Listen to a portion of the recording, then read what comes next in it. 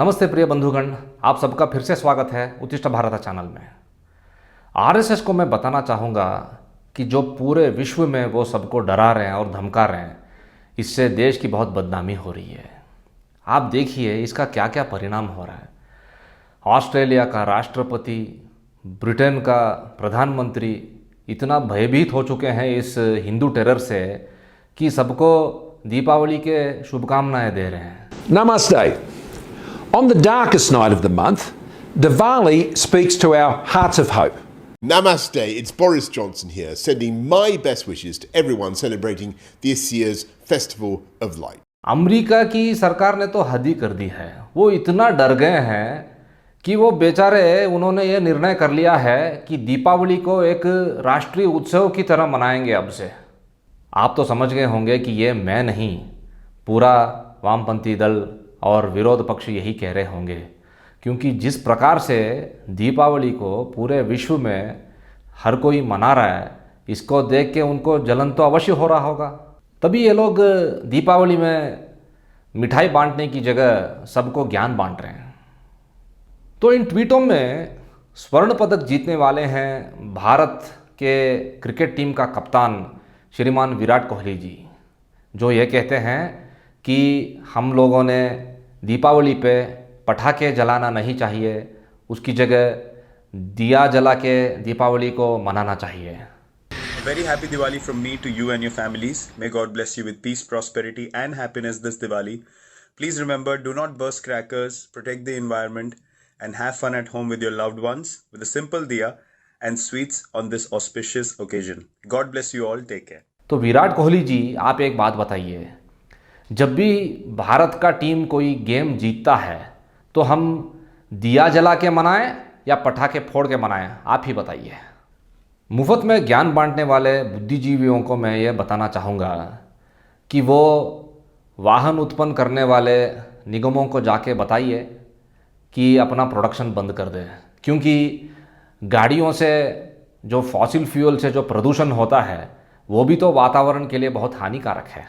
और जब भी हम गौरक्षा की बात करते हैं तो ये पूरा लिब्रांडू समाज खड़ा हो जाता है और ये कहता है कि गौमांस पे यदि निषेध लग गया तो उससे जुड़े जो गरीब हैं उनकी उद्योग चली जाएगी।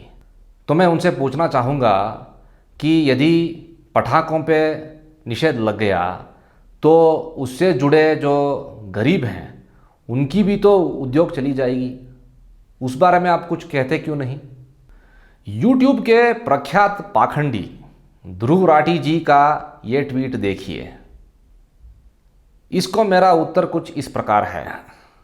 ध्रुव राठी भाई, चलिए आपका ये जो गैस चैम्बर वाला एनालॉजी है इसको मान लिया हमने, लेकिन एक बात बताइए, जब भी ग्रेगोरियन नया बरस के स्वागत में पूरे विश्व में जो पटाखे फोड़ते हैं लोग, उनको जाके आप ज्ञानोदय क्यों नहीं करते हैं?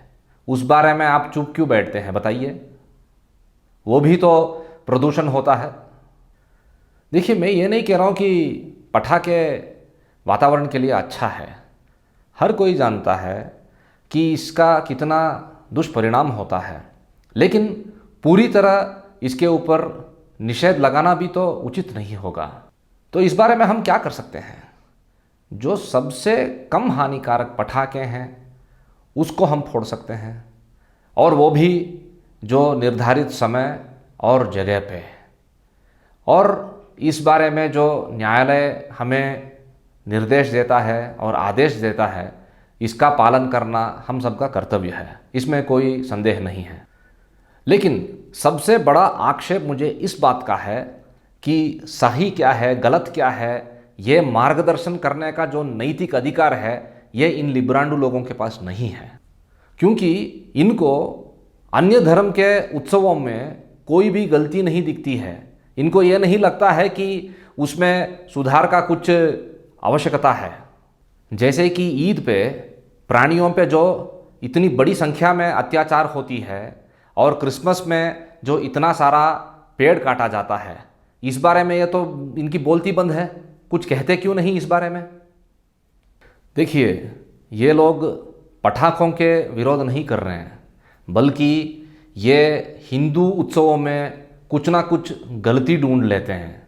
जैसे कि इनको ये लगता है कि होली में केवल महिलाओं के साथ अत्याचार होता है और दुर्व्यवहार होता है, और इनको ये लगता है कि गणेश उत्सव पे प्रदूषण होता है, और इनको ये भी लगता है कि दशहरा के शुभ अवसर पर युवक केवल सेक्स करने के लिए गरबा जाते हैं।